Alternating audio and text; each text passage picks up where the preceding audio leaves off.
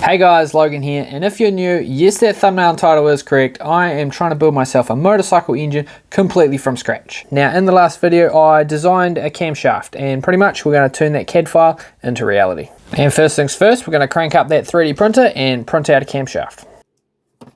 And after a hot minute, the 3D printer is done, and then I just had to clean up a couple of the faces because the support material left a bit of a mess, and then run the tap through the threads, and she's good to go.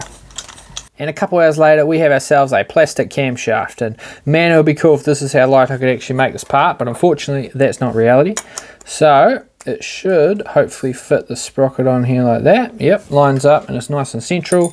I did model the threads so I can actually screw in bolts, at least for, you know, mock-up purposes. And with these tight, I should be able to put this in the cylinder head, and then we can check clearances and make sure everything is where it should be before we make it out of steel. Bit of a close-up of the cam, and it's looking pretty spiffy. It should do the business.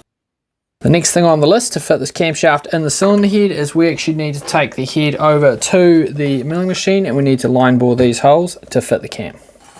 Before we can go over to the mill, I need to torque all of these cam cap bolts to 10 Newton meters. Just using the dial indicator to make sure we've got everything level and square. Then I've got to swap out the tools, put in the edge finder, and then I can run over a few surfaces, find the center of the head, and then from there I can come up with a really convoluted looking measuring system and figure out where I need to go from the center of the head to get the holes in the right spot. And just like that, we have it all zeroed and ready to roll. Now, just got to figure out how much stick out, because this is actually quite a deep hole I have to bore. Oh, almost forgot, I didn't actually work out how big the hole needs to be. So I got to measure an original camshaft, measure original cylinder head, and then I can work out the oil film is roughly 0.04 of a millimeter.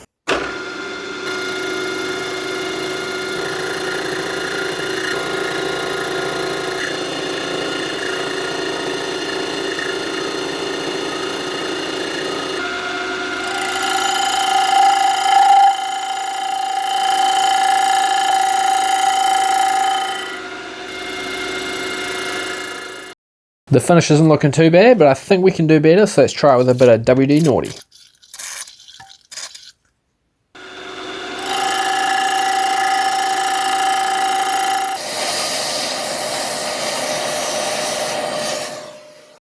Oh yeah, now we're talking. Although I should check if it's actually within spec, otherwise the surface finish means diddly squat. Bingo. Don't worry, I'm not going to show you the whole process again because it's pretty much rinse and repeat. One thing I am going to show you though is the amount of time that I spend standing beside this mill, turning this knob really slowly so it doesn't chatter, because frankly it is ridiculous how long it takes. And even on the retract, I've got to turn it really slowly so it gives a nice surface finish on the way out. And yeah, it takes me a hell of a long time.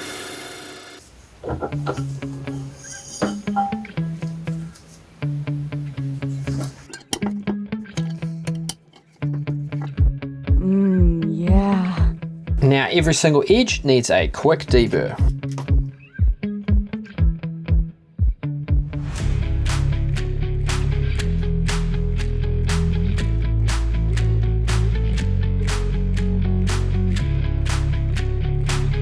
Next on the list is we need to get the corresponding cam thrust groove machined into the cam cap to stop our horizontal plate. So we're going to chuck everything back in the milling machine, true everything up with the dial indicator so everything is nice and square, and we know where all our centers are. And it's time for a new tool. So this one is a grooving tool. It is far too long though, so we're going to cut it down and get it a bit more stiff.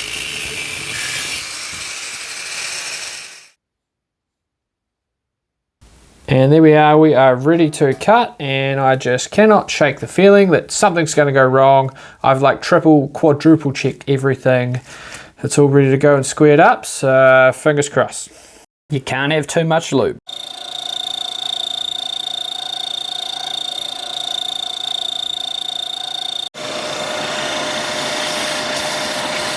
If you're keen on one of these Motorcycle Forge t-shirts, I only have a couple of them left, so flick me an email.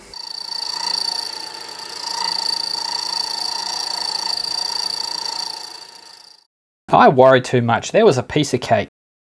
On to filing down these wee knobs here because they are interfering with our camshaft. Nice. I just finished deburring our 2 cam caps and I'm very happy with how they're coming along so far. And as far as our 3D printed camshaft, I learnt it didn't fit. So I had to chuck it in the lathe and machine it. That actually worked really well, surprisingly. And as far as fitment and everything, there was a few things that needed to be altered. The lobes need to move a little bit that way. The flange needs to be thicker for the sprocket, because as you can see, we have some washers, because there's not enough thread engagement, and I don't really want to make it thinner than the standard one. And then to accommodate and keep the sprocket in the same spot, I'll have to remove a little bit of meat off the back of the sprocket.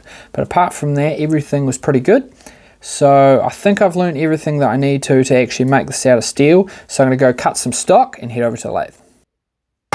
Since I started accumulating quite a lot of different pieces of round stock, I've started labeling them so I can't get them confused.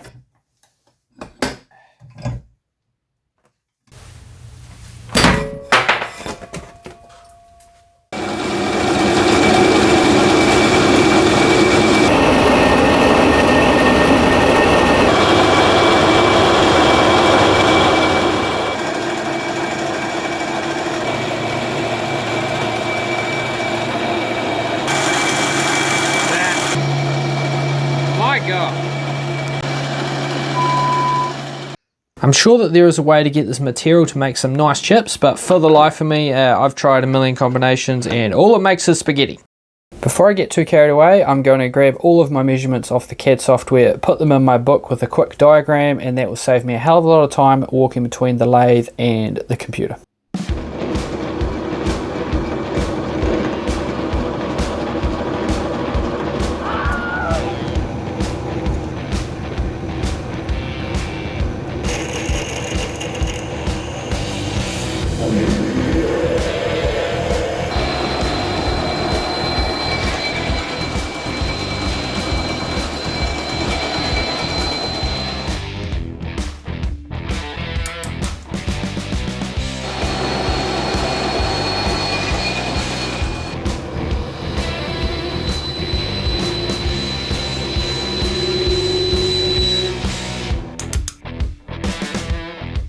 Looking good, and this sprocket should fit on here like a glove. Nah, that is not gonna work.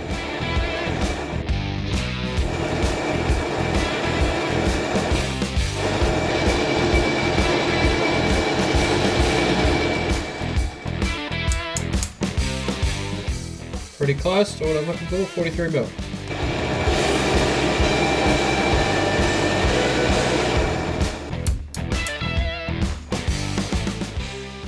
Ha! Bang on 29 mil.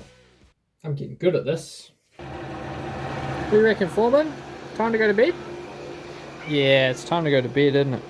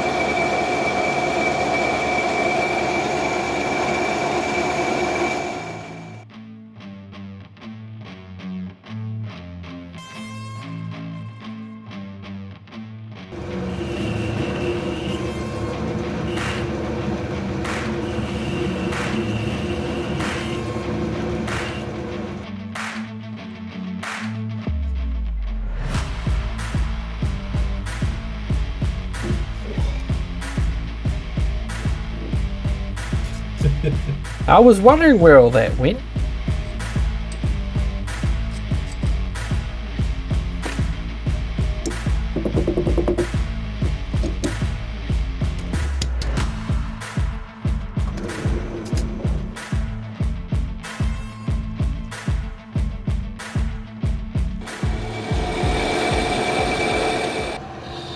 I found a solution to those long stringy chips, and it's pretty much interrupted cuts like I was using a drill press.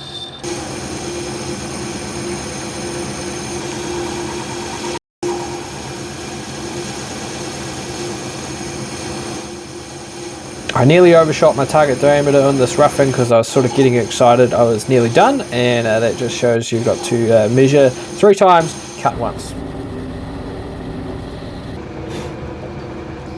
Now, I'm going to be honest, I'm fully aware that this cam has about as much support as a painted on bra, so I was trying my darndest to take the thinnest cuts humanly possible. And to finish up the machining, I thought I'd put a wee chamfer on to tidy it up, and then I'm done. And here's a bit of a close-up, and I'm actually pretty darn impressed with this EN36. As far as surface finish, it didn't turn out too shabby. Would you believe me if I told you that this entire bin worth of steel came from just that one part? Like, how is that even possible? And what I'm up to now is I want this to be able to clamp down nice and tight when I'm doing the flange machining. So I'm removing a bit of material off each side of these lobes, rotating at 90 and clamping it like this, and then it's much less likely to move when I'm machining this edge here. I was wondering why it took me 16 minutes to machine this one side, and then I worked out that I've done 58 passes. Go figure. And on to the other side, which only took me 14 minutes. And to remove this burr, I think I'm just going to use the wire buff. I've just trued the sprocket up in the 4-jaw chuck using a finger indicator, and it's nice and central. Now let's have a go at machining this hardened sprocket. It's actually it's getting pretty warm in here.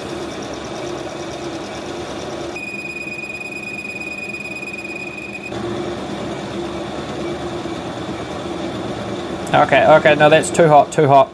Let's change out this insert for one with an even harder coating. Sounds terrible, but it's working.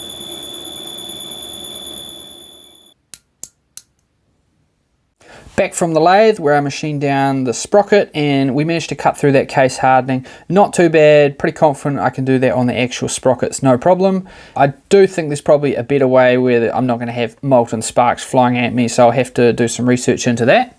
And yeah, as far as the thickness, I did have to remove that 1mm to keep the sprocket in the correct place, but keep this flange thick enough that the threads in it are going to be nice and sturdy, because if we didn't have enough meat in here, the timing's going to move, valves are going to hit pistons, and I'm going to cry, and we really don't want that. And as far as the camshaft is concerned, I am over the moon with how it has turned out. I managed to hit all of the dimensions I was looking for within about 100th of a millimeter. I have left these 3 journals here oversized because this will be at a later date case hardened, and then they'll be ground down to size. So the next process on the camshaft is these cam lobes currently have 360 degrees of valve open, which would be really good for flow but terrible for piston to valve clearance. So yeah, the next step will be taking it into Peter at Canelli Cams. He's going to put a lumpy sort of grind like that, but with more lift and more duration for more power. So I obviously do need to make him another camshaft. This is the intake. I need to whip up the exhaust one as well. I'll just do that off camera because it is far quicker for me to machine this without trying to film things. So I'll whip one of them up. That should be no problem. And as far as all the other processes on the cylinder head, I'm pretty happy with how everything went in today's video. The cam caps are almost done. I just need to dig out a big hole in the middle here for relief for the cam lobe. And I'm not 100% sure how to do that, so I'm currently thinking on it. If you've got an idea on how to machine that without making a mess, let me know. And I think that's going to about do it for today's video, and this has been Logan from the Motorcycle Forge. I hope you enjoyed, and I'll catch you next time.